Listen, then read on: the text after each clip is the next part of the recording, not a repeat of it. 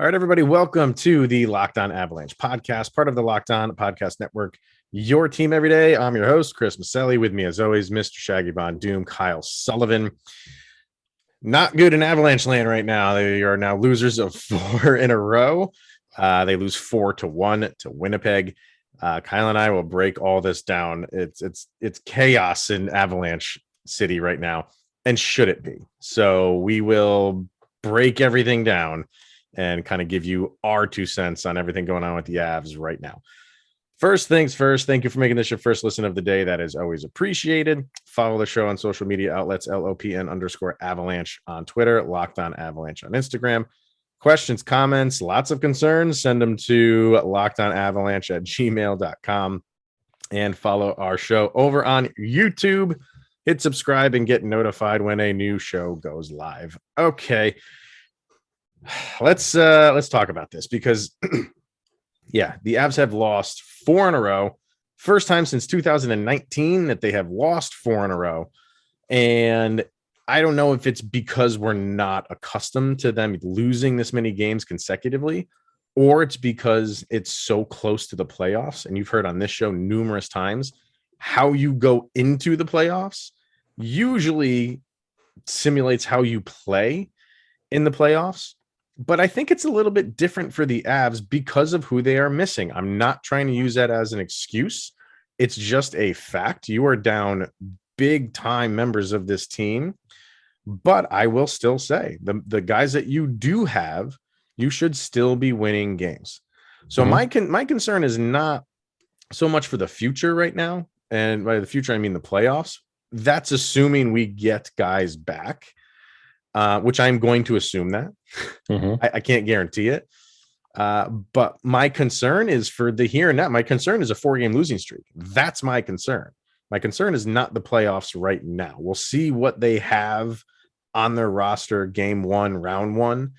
You would assume Mikko will be back. You would assume Taves will be back. We've been hearing Landeskog maybe will be back, but I don't know. I mean, I think he is the one question mark for the start of the playoffs. Everybody else, I think, should be back. And if you have everybody else back, like up to this point, like the returns, it would be nice. It would be nice to see. It would be nice to see Taser come back. It would be nice to see Landeskog come back. It would be nice to get the team back. We're getting the boys back together. That'd be nice. Let's go into the playoffs, get the boys back together. But honestly, like we say it, like if the season ended today, we'd be facing Dallas. On paper, this team that we're putting on the ice should beat Dallas. This team that we're putting on the ice should beat Winnipeg. They should beat Washington. They should beat Seattle. They're not. Yeah. I don't know. There's not a switch in Ball Arena that you flip and playoff mentality comes into play. This team has been in the playoffs. They've won the President's Trophy. They have been setting records. They don't want to tie this most points in a season record at all. They want nothing to do with it. We compared them to the 0-1 team. They want nothing to do with that either. This team has ran out of gas at the wrong time. Is it because of players leaving with maintenance and injury and rehab? You could say that. But if you want to make a pitch for Nathan MacKinnon and Cale Makar to be the cover of a video game when they can't even cover a puck line, that's a problem. Like Nathan MacKinnon and Cale Makar were invisible. That's a new one. They're superhuman, so their superpower tonight was invisibility against Winnipeg. Like if JT Compher is your lone goal on a team this stacked with Nazem Kadri, I'm a huge supporter of. Where were you, bud? If JT Compher is your lone goal on this team against Winnipeg that has nothing to play for, what is going on with this Avalanche team? I don't know. And I think my connection was going unstable for a minute, but what I was kind of going towards was the only one that I'm concerned about won't be there at the start of the playoffs is Gabe Landeskog.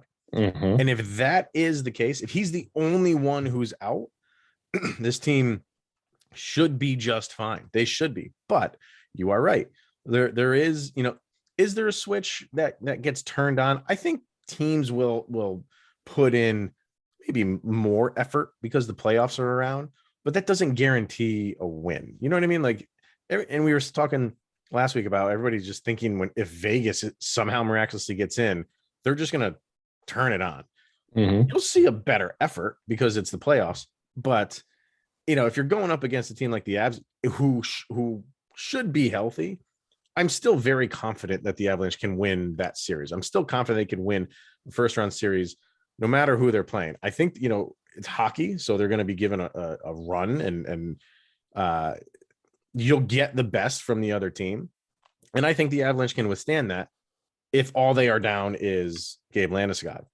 But if this is your team going into the playoffs, you have to have some concern. You do. Yeah. If you don't have, for whatever reason, if you don't have Mikko Rantanen back, that's obviously a concern. If you don't have Landeskog, that's a concern. If you don't have Taves, that's a concern. You don't have those three guys. Yeah, like we're seeing what they're doing. You said it. Yeah. Like we're seeing what this team right now constructed is doing, and they're not doing well. So to just assume that if this is the team, which again, I don't think it will be because you should have those guys back. There's something. So that's where my concern lies, is because we were talking forever, even after the trade deadline, how now this team has no holes. Like they are a physical team. They're a fast team. They can score. We're not getting any of that. And it's not just the guys we got on the trade deadline. It's all of them. You nailed with Nathan MacKinnon. He was a ghost. He was an absolute ghost. I don't know where he was. Nazem Kadri, I think it was him and Bowen Byram. There was a puck kind of in no man's land, and both of them, it's kind of like that pop fly that goes in between two players, and they both look at each other like, who wants it? And it led to a turnover and it didn't lead to a goal, but it was just another chance for Winnipeg. Mistakes were all over the place in this game for the Avalanche. And when we're at 78 games in the season, we're not used to that right now. So yeah, it's not, they didn't look good. They did not look good. It was bad. And when you start the day getting news that Frankie is rejoining the team, that it's not as bad as it looks, and you start the game with a 1-0 lead, you start feeling good. Like, okay, we're getting back to normal Avalanche hockey. The thing that's missing, you mentioned, like at the trade deadline, we said this team has no holes. On paper, this team should beat any other team on paper. The thing that's missing right now is the heart. There is no heart with this team. You see that with the passing. Like JJ is the scapegoat when it comes to the passing because of the turnovers. Everybody's turning the puck over. There's no heart in the defense. There's no heart in the forward core. There's no tempo. Tempo dictates everything. And this team has no heart and tempo, and they're just coasting through. And if you want to justify coasting because it doesn't mean anything, we don't want the President's Trophy, forfeit every game, because it's probably better you don't get injured. You don't want that. You get paid millions of dollars to win games. You've done it all year. Why not now? Yeah.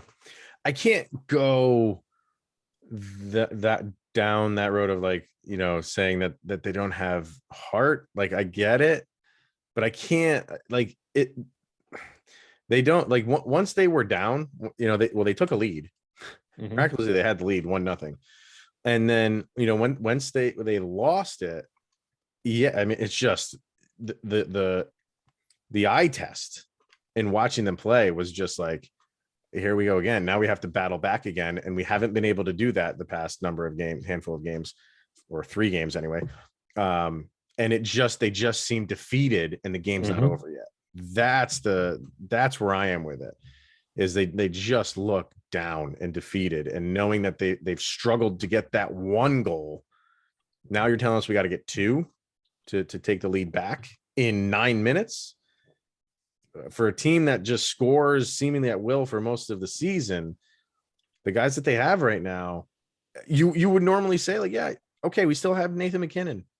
We still have Cale Makar. You can rattle them off. Yeah. Even if Burakovsky does have a good shot, you have guys that can score. Lehkonen, yeah, and he almost had one today on a very nice pass from Nichushkin, but it's just not. It just seems like the wheels have completely come off, and everything that was working for them in the past is not now. So that's a concern.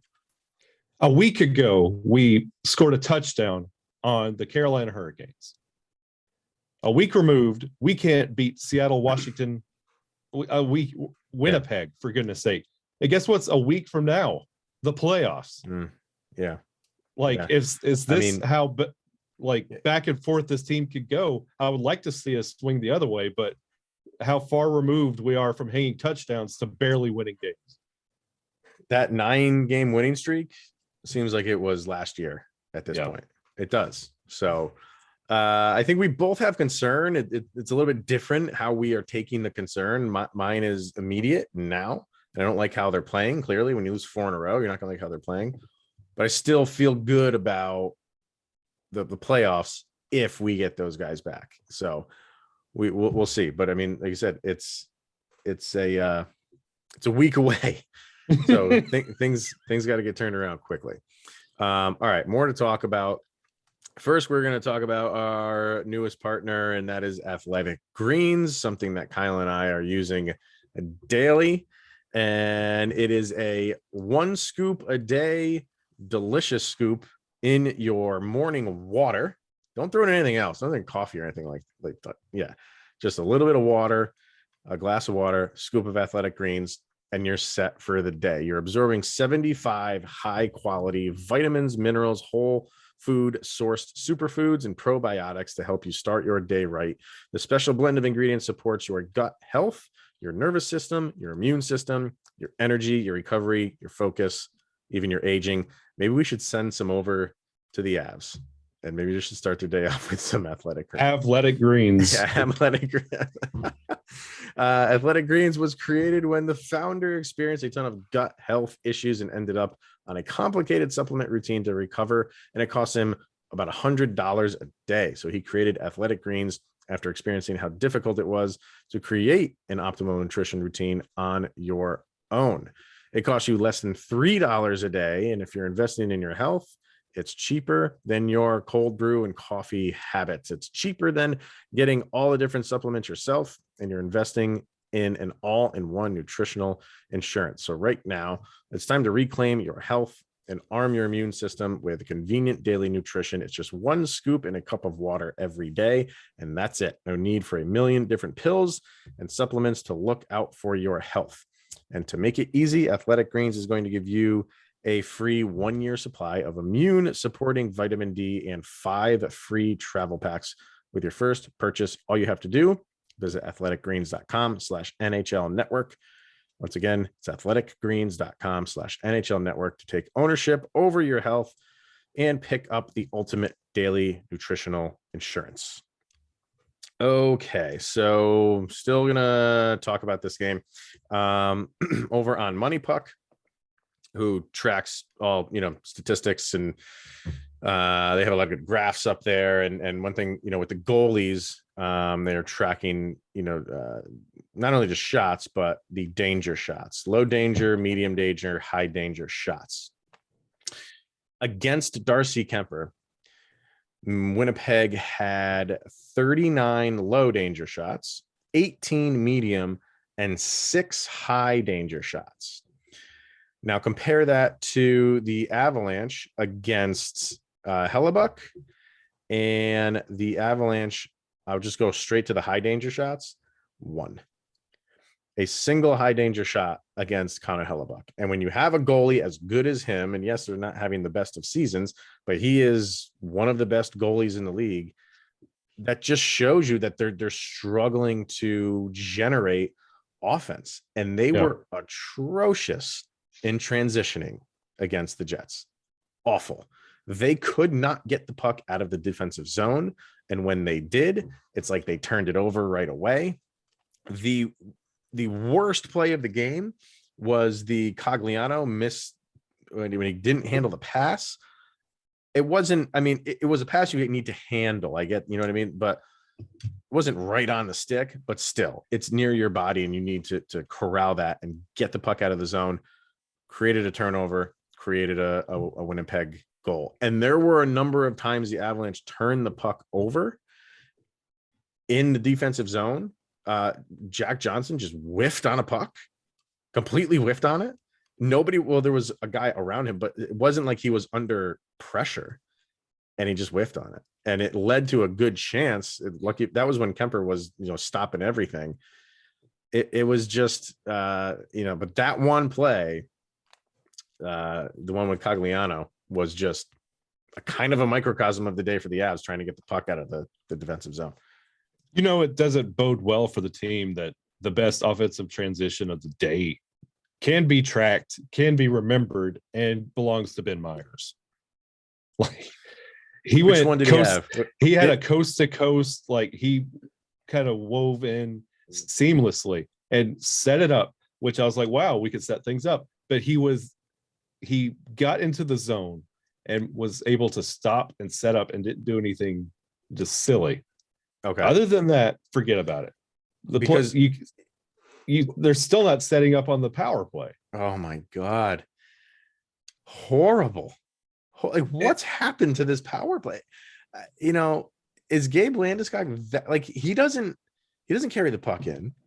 He camps in front of the net for the power play I'm talking about. That's his position.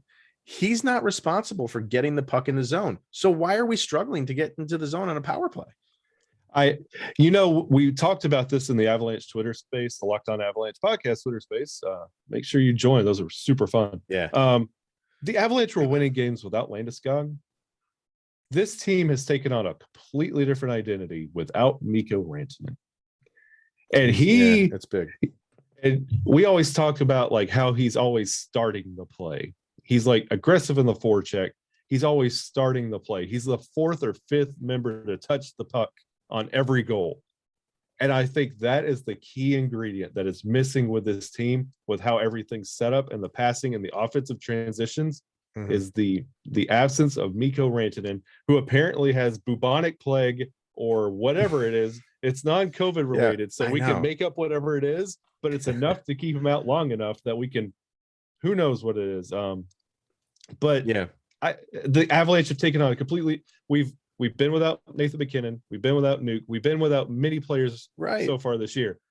This absence with Mikko Rantanen is extremely noticeable. The same level that when Nuke was out, you missed it. And when he came back, you felt it. I feel like we're going to do the same thing with Mikko, because the identity this team has taken without him is something I don't want to repeat. And I want to give Mikko a lifetime contract just because of such. I mean, it's noticeable without him. It's noticeable without Landeskog. It is on the defensive end. Wow. Is it noticeable without Devon Taves? Yeah. The defense is struggling mightily. Mightily.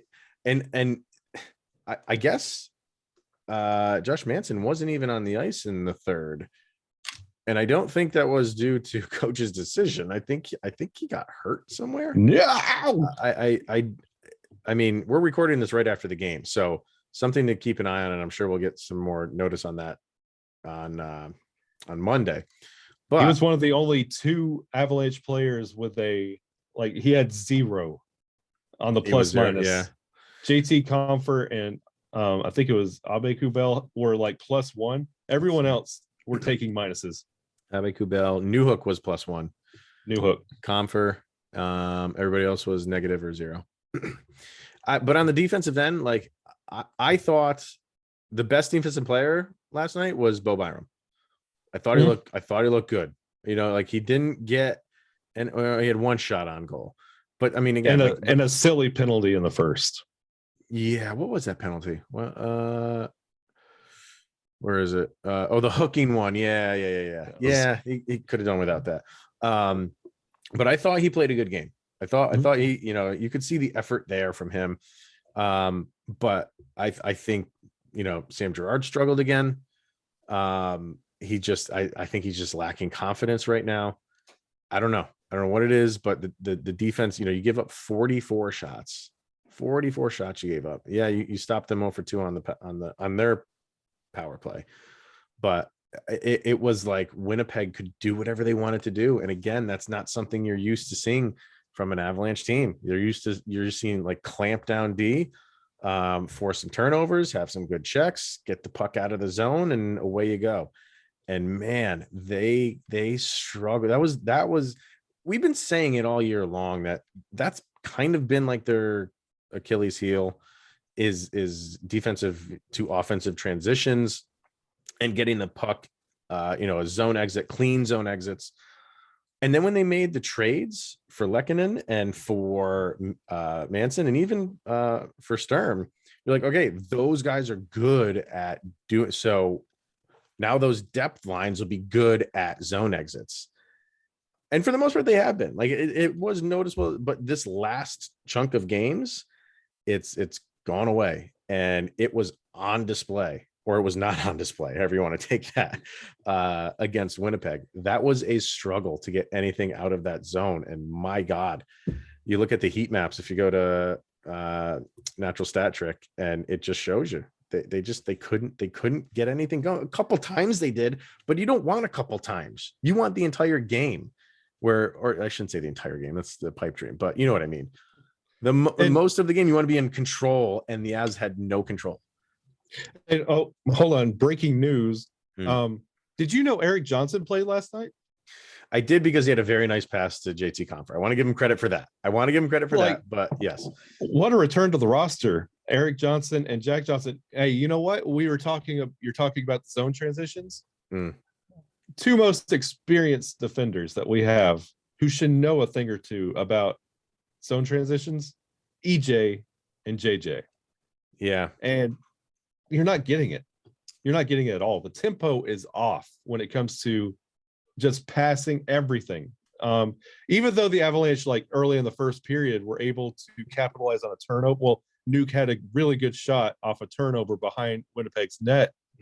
Just getting anything moving is a challenge, which is, I think they're trying to do, they start out doing too much, and then everybody steps back waiting on somebody to get hot. And everybody makes those little passive passes and nothing connects. And that's where a lot of the turnovers get in, because nobody really wants the puck, because nobody can believe in what they're doing with it.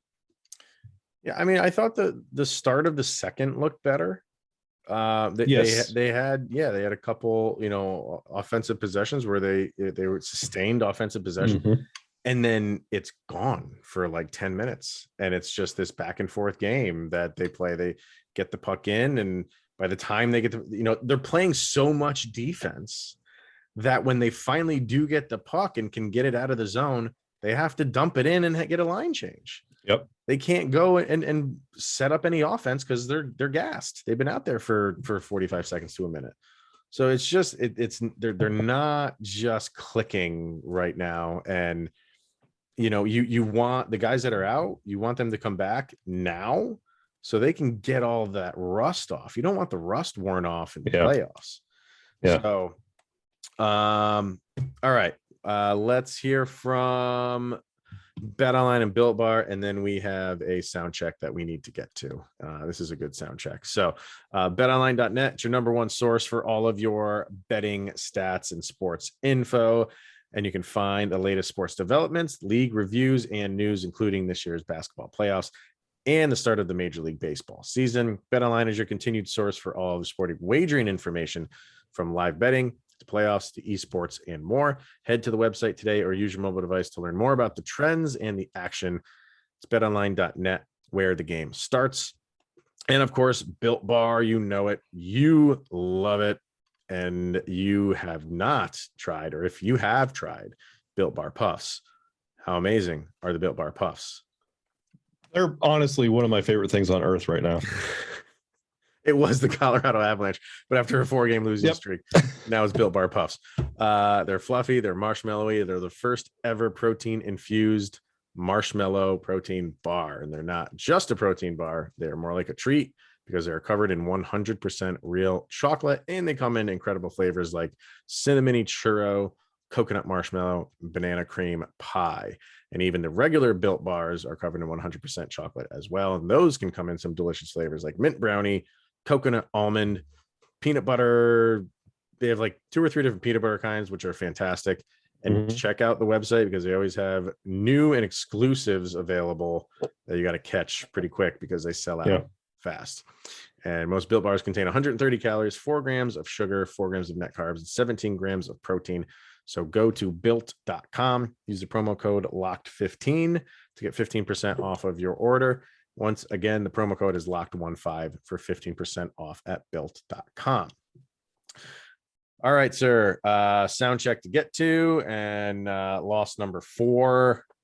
I used L Train for the last one because little did you know. I kind of threw it out there to maybe try to like end it, but it continues. So our sound check, our songs that we pick out that summarize the most recent game. So what's your song that kind of encapsulates the Avs loss to Winnipeg? If anybody has stayed up till all the way through the night, turn on the television for an infomercial at 3:30 a.m. Out strolls the lead singer of this band, the lead singer for REO Speedwagon.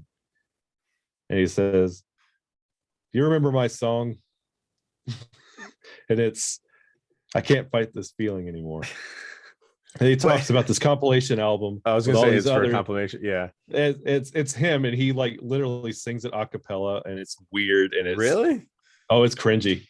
Oh, it's so bad. Really? But he talks about all these other, like, it's one of those like 4 CD sets, 76 songs. Like, oh, and he's like sitting on a couch. And, yeah. Oh.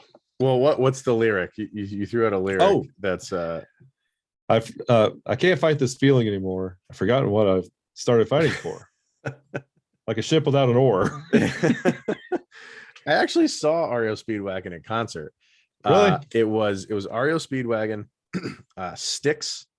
Oh, and arigato, Mr. Yeah, Roboto. And Journey. Like it was a trio. Ooh. Journey was the headline, obviously, but I'll tell you, REO puts on a show. Those guys, even at the age they're at, they can still rock out. Good stuff. For me, I went with I have this weird thing where like these albums that everybody thinks is like the worst that said band has ever come out with, I tend to find like beauty in those, you know what I mean? So, and for this is Metallica's, what many believe is like, why did they even release this album? But I've always liked it, and it's the title track from Saint Anger. So I went with Saint Anger because we're angry right now. Like we've had a great season. We're on the that's the other thing. 116 points for 4 games now. We need 3 points to break the franchise record, and for 4 games we can't get a single point. If we went into overtime on 3 of those 4 games, we would have that record. But we can't even get into overtime right now against these teams. So that's where the anger comes in. Right here and now, there's anger. So I'm going Saint Anger by Metallica. Everybody hated that album until they released Lulu, and that became their worst album. That album is so bad. But that's after Saint Anger? Yeah, they released it 2018, 2019. It is oh my bad. God. I don't even bad. I'll have to listen to that then. I bought Saint Anger day one and listened to it, and on the way home was so mad at the album, threw it out of my car, out the window, took the CD out, threw it out. I was done. I have come back to that. I love that album so much. That song is so good. Yeah. When you say you came back to it, you mean like you drove to where you threw it out and nobody picked it up? It was gone because it was so bad. People picked it up and like, I don't want that CD, and they threw it back out on the floor. Yeah. Especially after Loaded Reload, like you thought you were getting something else like in that same vein. And when you picked that up, that was without watching Some Kind of Monster, the documentary behind it. Yeah. Like you're like, this is not Metallica. You threw it out. I was done with it. It was probably another 1.5, 2 years. And then I went back to it. I mean, it's different. It's like they forgot to turn the snare drum on, but it has a different feel to it. I don't know. It's just no solos. Yeah, that's true. No, it's true. And that's not Metallica. I mean, Metallica's built on solo. So those are our songs. Go to Spotify, follow the LOPN sound check to get all those songs that we list on this thing. So they're on that playlist. Well, I want to do one where we win. Like it feels like so long since we even do one since we win. So the next game, the Avs finish out. What better game than the Blues? Yeah. Let's get the music back with the Blues. So when's that game? That is that Tuesday or Wednesday? Tuesday. That's Tuesday. A couple games left. So you got the Blues, you have the Preds, and then you have Minnesota. So 3 division games, 3 teams they're playing well, especially the Blues are playing well. The Wild have been playing well, and Predators are in a playoff spot, obviously. But okay, we've had a 4-game losing streak. If you get a 3-game winning streak to end the season, people are going to be fine. People will feel like in the public perception of the Avalanche, they will feel fine. Like the 4-game losing streak was a hiccup. It was just a bump in the road. And now look, they won 3 in a row against 3, pretty good teams. And that's how you want to end on a positive note going in. Despite how they've been playing, do you feel confident that again, I go back to this team knows that they're not playing well. They know that they can't keep playing this way. So maybe they come out with a different mentality, and you're playing the next 2 games at home. That helps. Thank God we're home. I would have to think that you will see a different Avalanche team, maybe not in roster, just in effort against St. Louis. If they go 3 for 3 in these last 3 games, everything I've felt in this 4-game losing streak is gone. If they go 2 for 3, it's neutral, negative. Like I'm still a little concerned with how this team could perform when it comes to the playoffs, because the last 2 games is theoretically what you would be seeing in the second round with Nashville and Minnesota. That's theoretically your second round matchup. If they go 1 for 3, we might have some problems. And what better way to get right back on track than against St. Louis? And the Avalanche are in a measuring stick game. It's funny to be on the other side of it, but you want to see what you're made of? St. Louis is the team. Yeah. So we'll see. That's I think the Avs are just happy to be home. A horrific road trip, 3-game road trip. So now you got 2 in a row at home.